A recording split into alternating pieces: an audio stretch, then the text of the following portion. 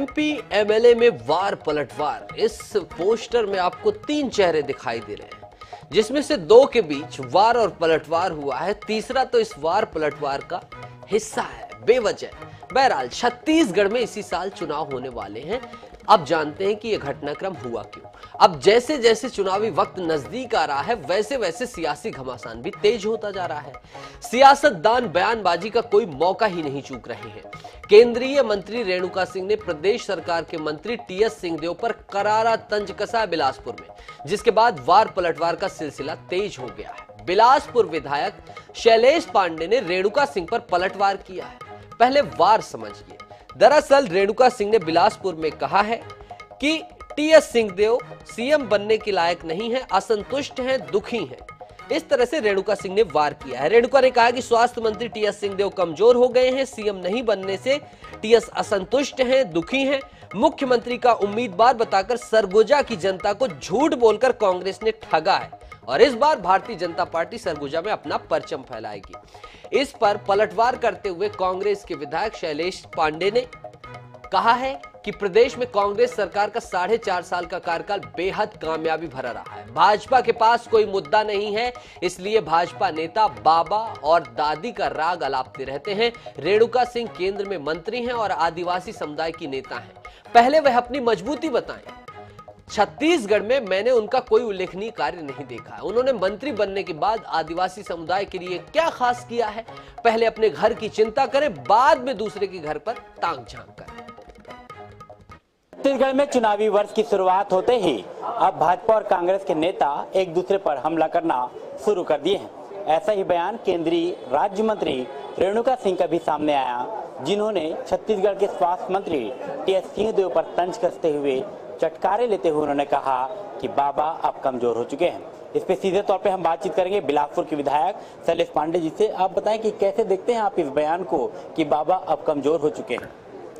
माननीय मुख्यमंत्री भूपेश बघेल जी के इतने सफल 4.5 साल के कार्यकाल में कोई मुद्दा ही भारतीय जनता पार्टी को नहीं मिला आज तक, तो इसलिए ये बाबा दादी करते रहते हैं।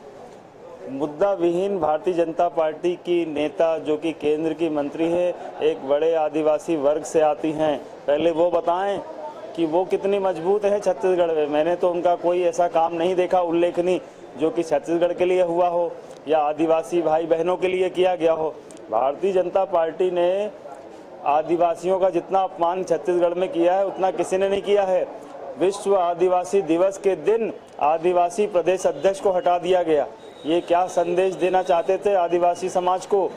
ये आदिवासियों का अत्याचार के ऊपर अत्याचार करते रहे। महिलाओं के ऊपर मैडम बताएं, महिलाओं का कितना उत्थान किया, आदिवासियों का कितना उत्थान किया, अपने विभाग में कितना उत्थान किया।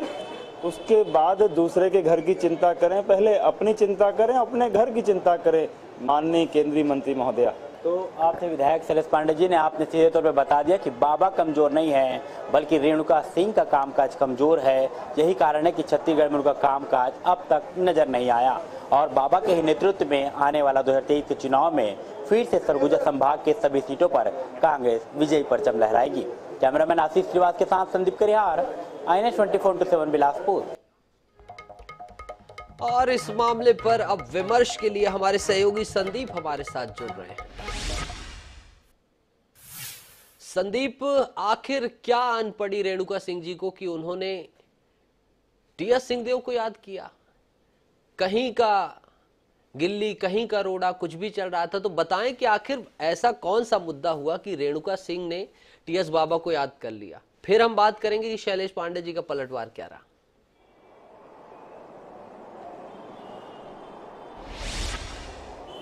देखिए नितेश, इस बात को सीधे तौर पर समझिए कि छत्तीसगढ़ में विधानसभा चुनाव इसी वर्ष है। उसकी शुरुआत होने के बाद में अब जो नेता हैं अब इसी चर्चा में बने रहना चाहते हैं कि हॉट टॉपिक प्रदेश की क्या है, और भाजपा और कांग्रेस और अन्य दल के जो नेता हैं एक दूसरे पर हमला करते हुए नजर आ रहे हैं और वे गॉसिप भी करते हैं और सुर्खियों में किस तरह से बने रहना ये उनकी राजनीति का एक स्टंट है। और यही वजह है कि नेता कहीं कोई चांस ऐसा नहीं छोड़ना चाहते जिससे वो चर्चा में ना बने और जो उनसे ट्रोल ना हो। तो यही वजह था कि उन्होंने अभी इन दिनों छत्तीसगढ़ में टीएस सिंहदेव की चर्चा जोरों पर हो रही थी, तो बिलासपुर प्रवास के दौरान जो केंद्रीय राज्य मंत्री है रेणुका सिंह ने भी इस बात पर चटकारे लेते हुए कहा था कि बाबा प्रदेश में कमजोर हो चुके हैं। उन्होंने झूठ बोल करके सरगुजा संभाग के सभी सीटों को जीता है, वहां के लोगों को ठगा है और अब वो शायद मुख्यमंत्री नहीं बन पाए। इस नाम से इस बात से दुखी और संतुष्ट है। यही कारण है कि बाबा अब कमजोर हो चुके हैं। और यहां तक नहीं रुकी, उन्होंने तो रेणुका सिंह ने यह भी तक कह दिया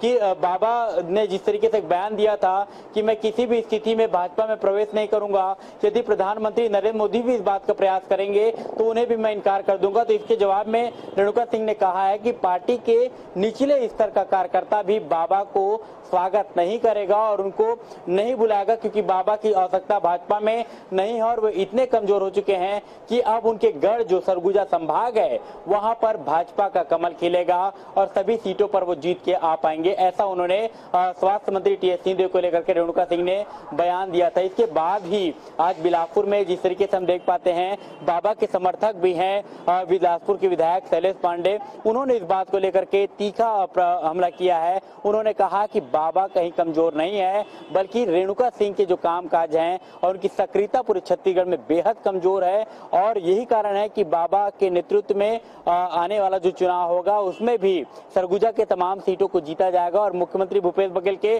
4.5 साल के इस कार्यकाल में भाजपा के पास कोई मुद्दा नहीं रहेगा और यही कारण है कि प्रदेश में भाजपा भारतीय जनता पार्टी मुद्दा विहीन हो चुकी है और वो एक आदिवासी वर्ग से रेणुका सिंह आती है और रेणुका सिंह ने ना तो प्रदेश के लिए कोई अनुकरणीय काम किया। बिल्कुल संदीप, यानी कि ये मुद्दा रहा कि भाई सियासी चटकारे हर कोई लेना चाहता है। इसी संदर्भ में रेणुका सिंह ने कहीं ना कहीं टीएस सिंहदेव को बीच में लाया और इस आधार पर उन्होंने ऐसा वार किया, क्योंकि टीएस सिंहदेव पहले से ही कह चुके हैं कि मैं भारतीय जनता पार्टी में शामिल नहीं हो रहा हूं। अब मैं दूसरे बिंदु में आना चाहूंगा। संदीप, अपने पास वक्त कम है, हम जल्दी जल्दी तमाम क्वेश्चंस पे बात कर लें। शैलेश पांडे, इन्होंने तीखा हमला बोला है, लेकिन इनके भी पलटवार में ऐसी टिप्पणी की गई है बाबा दीदी, तो कहीं ना कहीं ऐसा लग रहा है कि कांग्रेस में वाकई टीएस सिंहदेव जी के लिए सिंपैथी रह नहीं गई है।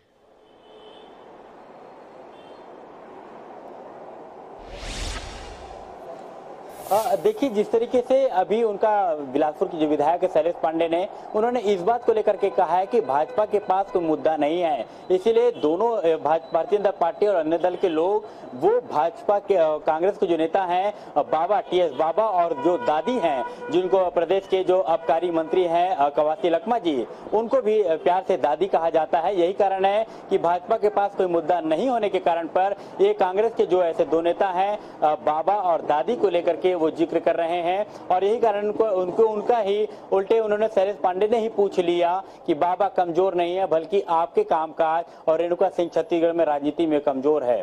जितेश, बिल्कुल संदीप, अब आते हैं हम मेन मुद्दा, जो कि इस विमर्श में सियासी बयानबाजी चटकारे अलग चीज है।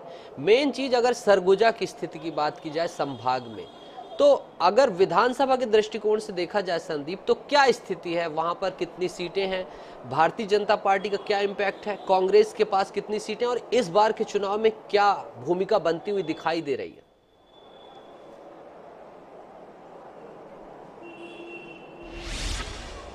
देखिए, जिस तरीके से 2018 में जो चुनाव हुए थे, अंबिकापुर संभाग के अंतर्गत लगभग 14 सीटें हैं और सभी सीटों पर कांग्रेस ने अपना जीत का परचम लहराया था और यही कारण थे कि 2018 में बीजेपी के खिलाफ एंटी इनकम्बेंसी खासा ज्यादा देखने को मिली थी। यही कारण थी कि कांग्रेस को 68 वोट जो है मतलब विधायक हैं जीत का जो उनको मिला था और अब वर्तमान स्थिति में कांग्रेस के पास 71 विधायक हैं। तो कांग्रेस की स्थितियां फिलहाल के तौर पर जिस तरीके देख पा रहे हैं, सरगुजा में भी तो पूरे सीट में कांग्रेस का कब्जा रहा है और कहीं ना कहीं बाबा का एक वर्चस्व भी रहने के कारण पे उन सीटों को भी काफी प्रभावित करने में कांग्रेस सफल रही है। लेकिन अब 2023 का जो चुनाव है बेहद ही दिलचस्प होने वाला है, जहां पे भूपेश बघेल विकास और तमाम मुद्दों को लेकर के 2023 के विधानसभा चुनाव में सरकार बनाने का दावा एक तरफ करते हैं, तो वहीं भारतीय जनता पार्टी भी कहीं ना कहीं सरकार के कामकाज ना होने को लेकर के भी एक जमीन तलाश रही है, वो एक नए राष्ट्र की बात करते हैं, नया प्रदेश बनाने की बात करती है, तो तमाम मुद्दों को लेकर के जो नाकामी है सरकार की उसको लेकर के सड़कों पर बीजेपी उतर रही। कहीं ना कहीं अब रोचक जो है जो विधानसभा चुनाव है बेहद दिलचस्प होने वाला है। और इस बार तो और भी पार्टियां हैं जो छत्तीसगढ़ में अपनी नई तरीके से जमीन तलाश रही है। तीसरे मोर्चे के तौर पे भी हम एक बार देख पाते हैं तो अब आम आदमी पार्टी की भी सक्रियता छत्तीसगढ़ में बेहद तौर पे लगातार बढ़ने लगी है। अरविंद केजरीवाल ने भी छत्तीसगढ़ के रायपुर में एक बड़ी सभा करके उन्होंने भी एक मौका लोगों से मांगा है। तो सियासी दौर है और अब धीरे धीरे पारा इसका चढ़ते चला जा रहा है। अभी कांग्रेस के कब्जे में सरगुजा संभाग के सभी तमाम सीटें ये चुनाव दिलचस्प होने वाला है। भूपेश बघेल विकास के कार्यों से जमीन पर उतरने वाले हैं। इसके साथ ही भारतीय जनता पार्टी तमाम ही जो उपलब्धियां बाकी हैं, यानी कि जो मुद्दे हैं, जो जरूरी मुद्दे उनको लेकर घेरने वाली है। लेकिन वाकई सियासी चटकारे लेने की फिराक में सभी नेता हैं, सबको लाइमलाइट में आना, और इसी संदर्भ में कहीं ना कहीं ये दिखाई दे रहा है कि रेणुका सिंह का बयान अचानक से आना कहीं ना कहीं एक सियासी चटकारे की ही तरह पर देखा जा सकता है, जिस तरह आपने कहा। इस तमाम बातचीत के लिए आपका बहुत बहुत शुक्रिया।